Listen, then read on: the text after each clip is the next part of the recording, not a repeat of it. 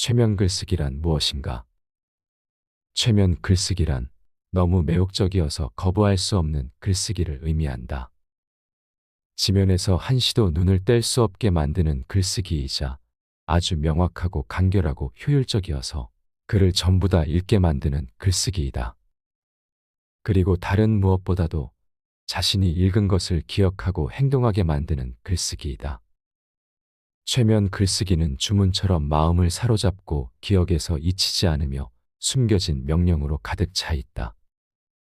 이것이 독자들을 잠들게 하는 것보다 훨씬 낫다. 살면서 한 번쯤은 최면 글쓰기를 접해본 적이 있을 것이다. 마지막으로 편지나 책에 완전히 몰두한 때가 언제였는지 생각해보라.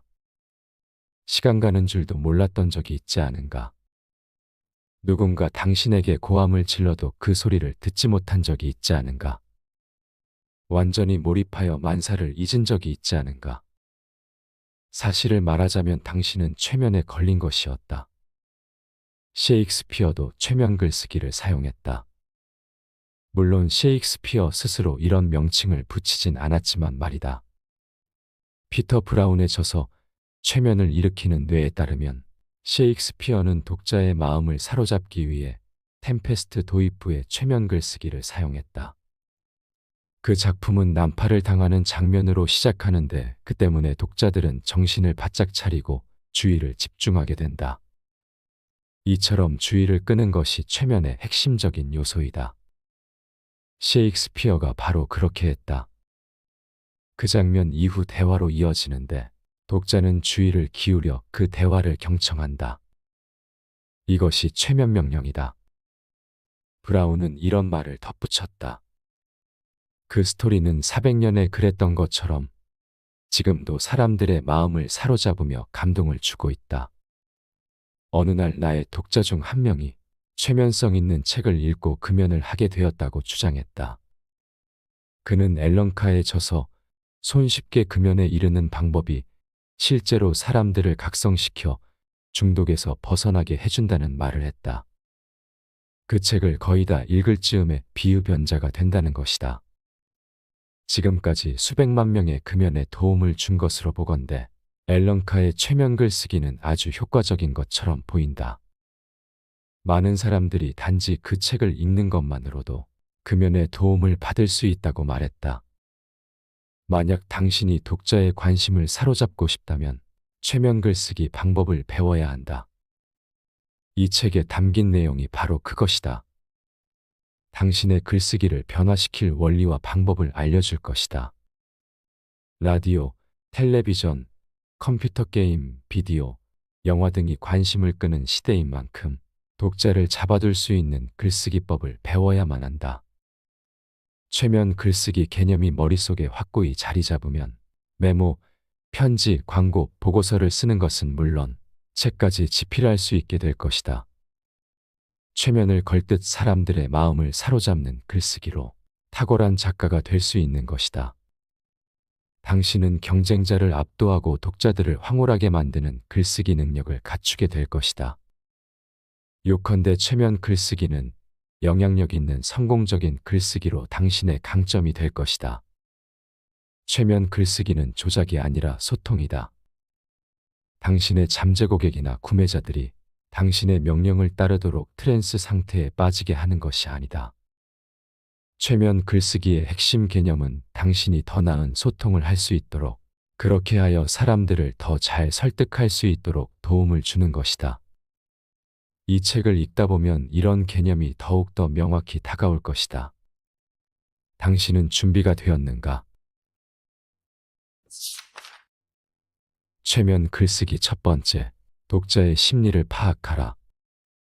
최근에 나는 저명한 마케팅 컨설턴트인 댄 케네디와 인터뷰를 한 적이 있다. 대화를 나누던 중 뜬금없이 댄이 조금이라도 최면을 배우지 않고서는 사업을 대성공으로 이끌 수 없어요 라고 말했다. 나는 깜짝 놀랐다. 댄이 최면의 중요성을 알고 있으리라고는 상상조차 하지 못했기 때문이다. 사실 최면을 이해하면 독자의 심리를 이해하는 데 많은 도움이 된다. 대체로 사람들은 자기중심적이다. 부정적인 의미가 아니라 현실이 그렇다는 것이다. 그들은 자신만의 트랜스 상태에 빠져 있으면서 활동을 한다. 자신만의 경험, 믿음, 사고와 행동이 작용하는 독특한 세계를 만들어내는 것이다. 요컨대 우리들 각자는 최면 상태에 빠져 있다. 최면 글쓰기의 첫 번째 단계는 독자의 심리를 이해하는 것이다. 그들은 당신의 글쓰기에 관심을 보이지 않는다. 자신들의 관심사에만 열중하기 때문이다. 그러므로 독자와의 만남에 성공하려면 이미 설정되어 있는 그들의 심리 영역으로 진입해야 한다. 유능한 최면술사들은 이 사실을 잘 알고 있다. 그들은 당신을 이완된 각성 상태로 유도하기 위해 당신의 심리 상태와 접촉한다. 그들은 당신의 호응을 이끌어내려 한다. 즉, 최면술사가 당신에게 최면 거는데 동의를 구하는 것이다. 이런 무언의 호응이 없으면 최면에 실패할 공산이 크다. 당신에게 필요한 것은 독자의 머릿속에 이미 그려져 있는 그림을 보고 글쓰기를 시작하는 것이다. 이것이 바로 독자의 호응을 이끌어내는 방법이다.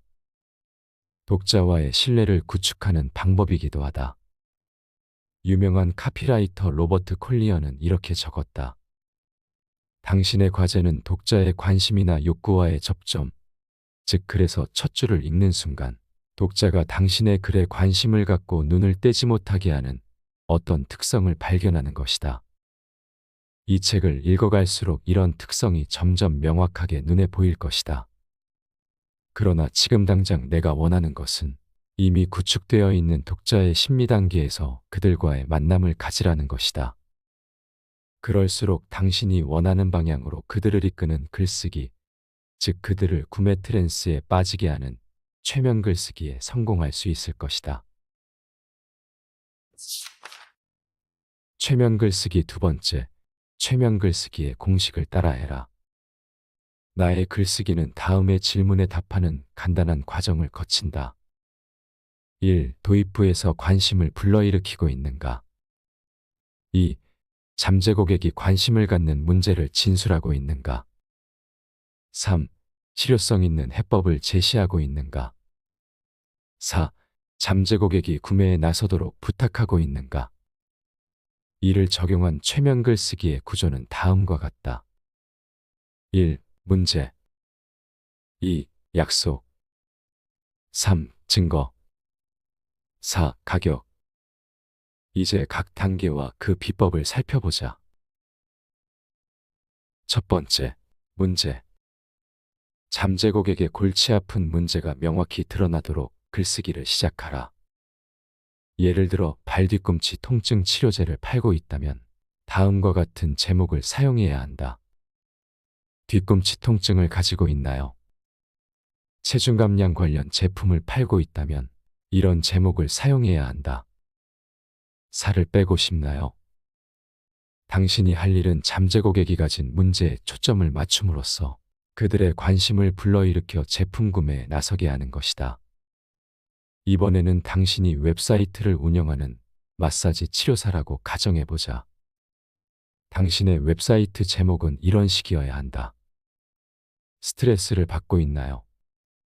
30분 내로 긴장을 해소하고 싶나요? 이쯤에서 내가 무엇을 말하려는지 이해할 수 있을 것이다. 내 방문객들이 가지고 있는 문제가 무엇일까 하고 자문해보라는 것이다. 이런 질문을 중심으로 제목을 정하면 된다. 잠재 고객의 문제에 초점을 맞추는 것, 이것이 첫 번째 단계이다. 두 번째, 약속. 첫 번째 단계로 고객의 관심을 끌었다고 치자. 이제 약속을 언급해야 한다. 앞서 말한 발뒤꿈치 통증이 제목이라면 다음 글이 뒤따르는 식이다. 30일 내로 새로운 약초가 발뒤꿈치 고통을 줄이거나 없애줄 것입니다. 체중 감량 제품이라면 다음 글이 뒤따라야 할 것이다. 새로운 이접근법은 음식이 아니라 마음먹기에 따라 체중 감량을 가능하게 해줍니다. 마사지 치료사라면 다음 글이 뒤따라야 할 것이다. 내 손은 지금까지 3,500명의 고객의 몸을 풀어주었습니다. 당신 역시 내 도움을 받을 수 있습니다. 두 번째 단계에서 당신이 할 일은 첫 번째 단계에서 언급한 문제에 대한 해법을 설명하는 것이다. 이런 설명이 사람들의 시선을 붙잡아둘 것이다. 만약 당신이 진정 그들이 가진 문제에 초점을 맞춘다면 최면 글쓰기로 그들을 최면 상태에 빠지게 할 수 있다. 세 번째, 증거. 이제 당신에게 필요한 것은 증거다. 우리는 회의주의가 횡행하는 사회에 살고 있다. 웹사이트에서는 말도 안 되는 터무니없는 주장을 쉽게 접할 수 있다. 그래서 잠재 고객은 무의식적으로 경계태세를 취한다. 그들은 당신에게 증거를 원한다. 여기서 증거란 보증서이나 증명서처럼 고객이 당신을 신뢰할 수 있게 해주는 것을 말한다. 예를 들면 다음과 같은 방식으로 증거를 제시하는 것이다. 당신의 발뒤꿈치 통증은 30일 내로 사라질 것입니다. 치료가 되지 않으면 전액 환불 가능합니다. 지금까지 1,500명의 사람들이 발뒤꿈치 통증을 치료했습니다. 조사 결과 이 새로운 시도로 평균 15kg의 체중이 감소한 것으로 나타났습니다. 제 마사지를 받으면 금세 잠들어 버릴 정도로 기분이 편안해질 것입니다. 다시 한번 말하지만 당신이 해야 할 일은 약속을 입증하는 것이다. 즉, 약속 실현을 증거로 보여주는 것이다. 네 번째, 가격. 마지막으로 당신이 원하는 것을 요구해야 한다. 잠재 고객이 당신의 계약서에 서명하게 하려면 이 요구를 해야 한다. 그들이 당신의 제품을 구매하게 하고 싶다면 이 요구를 해야 한다. 그들이 당신에게 전화 걸게 하고 싶다면 이 요구를 해야 한다. 사람들은 누군가 자신을 이끌어주기로 한다. 그러나 당신이 그들에게 이 요구를 하지 않는다면, 즉 가격을 말하지 않는다면 그들은 구매에 나서지 않을 것이다. 따라서 다음과 같이 가격을 명시해야 한다. 만약 당신이 오늘 발뒤꿈치 통증을 치료하지 않는다면 내일은 어떻게 되겠습니까? 단돈 19.95달러에 지금 당장 우리의 특별한 허브를 주문하십시오. 최면 글쓰기 세 번째, 아이에게 써주듯 쉽게 써라. 이제 의자에 편히 앉아 긴장을 풀 시간이다. 지금부터 중요한 글쓰기 비법을 터득한 세계 최고의 최면술사에 대한 이야기를 해볼까 한다. 밀턴 에릭슨은 전설적인 인물이었다. 그는 최초의 최면술 개업이로 알려져 있으며 독특한 최면 유도법을 시도해 유명해졌다. 획기적인 치료법을 개발했으며 저서도 수백 권에 달했다. 에릭슨은 최면술과 치료법에 관한 논문 요청을 자주 받았다. 그러던 어느 날, 특히 까다로운 논문 요청을 받고 어떻게 써야 할지 막막한 심정이었다. 그때 그는 기발한 방법을 떠올렸다. 자기 자신에게 최면을 걸어 무의식의 도움을 구했던 것이다. 최면에서 깨어나 아래를 보니 만화책 한 꾸러미가 놓여 있었다. 무슨 의미인지 궁금했지만 시간적 여유가 없었다.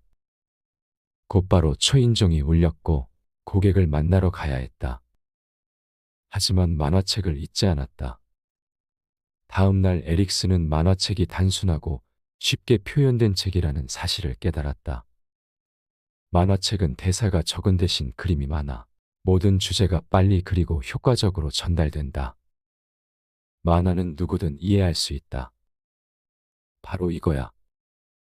에릭슨은 자신의 무의식이 논문도 만화책처럼 간결하고 명확하고 쉽게 쓰라고 이야기하고 있음을 깨달았다. 어려운 단어도 복잡한 개념도 필요 없다. 하고 싶은 말을 하되 아이들이 들어도 이해할 수 있는 말을 사용하자. 그러면 어른들도 당연히 쉽게 이해할 수 있을 것이다. 나는 작가들에게 편지나 기사를 쓸 때 독자를 어린아이로 가정하고 글을 써보길 권한다. 아이들이 읽고 이해할 수 있어야 한다는 점을 염두에 두면 결국 모두가 쉽게 이해할 수 있는 글을 쓰게 된다. 실제로 아이를 붙잡고 당신이 써야 할 프로젝트에 대해 말해보라. 아이가 당신의 생각을 명쾌하게 만들어줄지도 모른다. 결국 커뮤니케이션의 책임은 자신에게 있다. 당신의 글을 이해하지 못한 사람이 한 명이라도 있다면 그것은 간결하고 쉬운 글쓰기에 실패했다는 뜻이다. 도스토예프스키는 이렇게 말했다. 만약 주변 사람들이 너의 말을 듣지 않거든 그들 앞에 엎드려 용서를 빌어라. 잘못은 너에게 있기 때문이다. 당신이 아이를 상대로 글을 쓸 일이 없을지도 모르고 만화작가가 아닐 수도 있지만 당신의 글을 읽는 독자 가운데 어린아이들도 존재한다는 사실을 늘 염두에 두어야 한다. 그 아이들을 이해시킬 수 있다면 당신의 의사전달은 성공이다. 최면글 쓰기 네 번째, 먼저 쓰고 끊임없이 고치라. 어쩌면 이것이 이 책 전체를 관통하는 가장 중요한 주제인지도 모른다. 이쯤에서 왜 내가 당신의 관심을 끌고 있는지 스스로 자문해보라. 무엇이 당신의 관심을 사로잡았으며 무엇이 책 읽기를 멈추게 하지 않는 것일까? 지금까지 왜 이 책을 읽고 있는 걸까? 짐작컨대 이유는 다음과 같다. 첫째, 단순하지만 신빙성 있는 설명으로 깊은 인상을 주었다. 둘째, 지면을 채우는 문장의 줄이 일목요연하게 잘 구성되어 있다. 셋째, 몇몇 눈에 띄는 단어들의 효과가 두드러졌다. 이것은 최면글 쓰기를 이끌어내는 공식에 가깝다. 물론 절대적인 공식은 아니다. 최면글 쓰기를 하려면 약간의 조정이 필요하기 때문이다. 완벽해질 때까지 단어와 구문과 문장을 매만져야 한다. 각각의 단락도 독자의 관심이 계속 머물 수 있도록 손을 보아야 한다. 그렇다면 어떻게 이런 글쓰기가 가능할 걸까? 여기서 내가 조언하고 싶은 것은 일단 먼저 쓰고 나중에 고치라는 것이다. 먼저 대략적인 초안을 그려라. 그런 다음 완벽해질 때까지 수시로 고쳐야 한다. 이비 화이트는 이렇게 말했다. 위대한 글쓰기는 존재하지 않는다. 오직 위대한 고쳐쓰기만 존재할 뿐이다. 글을 수정하는 단계에서 최면 글쓰기가 가능하다. 이것은 자신이 쓴 글을 선택한 다음 완벽해질 때까지 손질하고 다듬는 과정이다. 예를 들면 이런 식이다. 그 문은 존에 의해 열렸다. 당신이 기사 작성을 위해 쓴 글이라고 하자. 나쁜 문장은 아니지만 그렇다고 좋은 문장도 아니다. 지나치게 수동적인 글이다. 문장을 조금 다듬어 보자. 존이 문을 열었다. 한결 나아 보인다. 훨씬 더 능동적이며 생동감 있는 문장이다. 그렇다면 이것이 최면에 걸리게 하는 문장일까? 아직은 아니다. 다시 문장을 다듬어 보자. 존은 발길질로 문을 열었다. 10중 8구 이 문장은 당신의 관심을 끌 것이다. 여기서 한 번 더 문장을 다듬어 보자. 존은 발길질로 문을 콱 열었다. 드디어 시선을 확 끄는 문장이 완성되었다. 이 문장으로 이야기를 시작해 보자. 독자는 이어지는 다음 문장으로 계속 빨려들 것이다. 모든 문장은 독자의 관심을 잡아둘 수 있도록 작성되어야 한다. 독자의 주변에는 흔히 텔레비전이 들리고 전화벨이 울리고 햇살이 반짝이고 냉장고 안에 음식이 있고 영화관에서 상영되는 신작 영화가 있기 마련이다. 이런 조건에서도 당신의 문장은 독자의 시선을 붙잡아 두어야 한다. 그렇지 않으면 그들은 일상의 다른 상황으로 관심을 돌릴 것이다. 이 세상에는 주의를 산만하게 만드는 상황이 수도 없이 많이 존재한다. 따라서 밋밋한 글쓰기로는 사람들의 주의를 끌 수 없다. 당신에게는 선택의 여지가 없다. 완벽해질 때까지 글을 고칠 수밖에 없다. 그렇다면 다른 사람의 시선을 잡아채는 나만의 고쳐쓰기 방법은 무엇일까? 앞서 나는 점검하거나 확인할 필요 없이 최대한 빨리 첫 번째 초안을 쓰라고 권유했다. 그러나 이번 교정 단계에서는 당신의 글쓰기 작업을 재검토할 것을 적극 권유한다. 교정은 보석이 반짝이도록 광을 내는 단계라고 할 수 있다. 수동적인 단어들을 능동적인 단어로 불충분한 문장을 최면성 있는 문장으로 바꿔주는 단계이기도 하다. 교정 단계에서 당신은 언어의 조각가가 되어 단어와 문장을 이리저리 이동시키며 카피를 재설계한다. 물론 여기에는 특별한 요령이 필요하다. 첫째, 글을 10부쯤 카피한다. 10명의 동료들에게 한 부씩 나눠주고 그들의 피드백 중에서 다수가 좋게 평가하는 글을 선택한다. 둘째, 쉼표가 눈에 보일 때마다 마침표로 바꿀 수 있는지 확인하라. 사람들은 종종 길게 늘어지는 문장을 구사한다. 이런 문장이 있다면 쉼표를 사용하여 한 문장에서 절을 분리하고 마침표를 사용하여 여러 개의 짧은 문장으로 바꿔보자. 이 작업이 글을 생기 있게 만들어준다. 셋째, 능동적인 언어를 사용하라. 수동적인 언어는 지루한 느낌이지만 능동적인 언어는 최면성이 있다. 이것이 바로 1918년에 출간된 문체의 요소들의 저자 이비 화이트로부터 나에게 이르기까지 많은 전문가들이 주장한 글쓰기 비결이다. 예컨대 그 책은 나에 의해 읽혔다는 문장은 수동적이지만 나는 그 책을 읽었다는 능동적이다. 넷째, 누군가 당신의 글에서 단어 하나를 없앨 때마다 $1,000를 지불한다고 생각하라. 거침없이 수정하라. 다섯째, 단락을 재배치하라. 대다수 위대한 작가들은 언어의 조각가들이다. 그들은 게임판 위의 체스말처럼 단락을 이리저리 옮긴다. 언어의 미켈란젤로인 것처럼 행동하라. 최대한 문맥이 잘 이어지도록 당신의 글을 재배치하라. 여섯째, 당신의 잠재 고객과 대화하라. 이것이 가장 중요한 비결이다. 카피를 작성할 때 나는 심리적인 부분을 고려한다. 글의 한 대목을 보고 잠재 고객들은 마음속으로 어떤 생각을 떠올릴까? 스스로에게 질문을 던진다.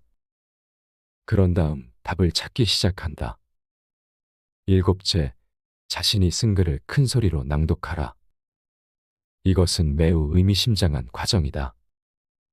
자신의 글을 큰 소리로 읽다 보면 읽는 속도를 늦출 수밖에 없게 되고 그 결과 글을 더 잘 이해하게 된다. 그런데 여기에는 중요한 비결이 한 가지 더 숨겨져 있다.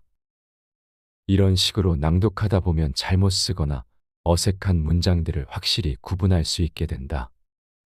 만약 당신의 글을 읽는 누군가가 더듬거리거나 이맛살을 찌푸리거나 당황해하는 것처럼 보인다면 그 대목을 주시하고 글을 다듬어야 한다. 여덟째, 누군가 내 글에서 건너뛰는 부분이 어디일까라고 자문해보라. 당신의 직감을 믿어야 한다. 어떤 한 문장이 지루하게 느껴진다면 다시 고쳐 쓰거나 짤막한 문장으로 나누거나 아예 삭제해버려야 한다. 고쳐 쓰기를 할 때에는 이 점을 꼭 명심해야 한다.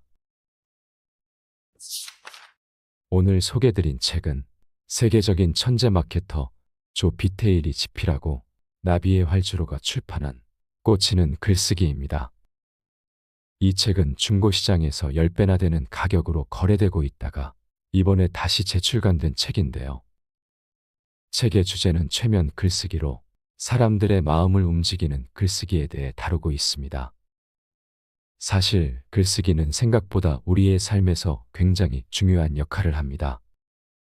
우리가 작성하는 이메일 보고서, 심지어 SNS 게시물까지도 우리의 생각과 감정을 효과적으로 전달하는 데 중요한 도구가 되고 있습니다. 또한 돈을 버는 데 있어서도 글을 잘 쓰는 것은 큰 무기가 됩니다. 마케팅의 기본은 모두 글쓰기이기 때문입니다. 광고 카피도 블로그도 유튜브도 결국 글쓰기로부터 시작되며 글쓰기로 고객의 마음을 설득합니다. 좋은 글쓰기는 그것이 독자의 마음과 감정을 깊이 이해하고 연결할 수 있는 힘에 있습니다. 우리의 말들은 단순히 문장을 넘어 사람들의 마음을 움직이고 그들에게 우리의 이야기를 공감하게 만들 수 있습니다. 간혹 글쓰기는 재능의 영역이라며 지레 포기하시는 분이 있습니다. 하지만 글쓰기는 재능이 아니라 기술이며 연습을 통해 누구나 향상시킬 수 있습니다. 지금 이 순간부터 당신의 글쓰기 기술을 연습하고 발전시키는 것을 두려워하지 마세요. 그것이 바로 최면 글쓰기를 통해 사람들의 마음을 움직이는 첫걸음이 될 것입니다. 만일 최면 글쓰기에 대해 더 자세히 알고 싶으시다면 이 책을 한 번쯤 읽어보시길 권해드립니다. 여러분의 고민의 답을 책에서 찾아 알려드리는 책사람입니다.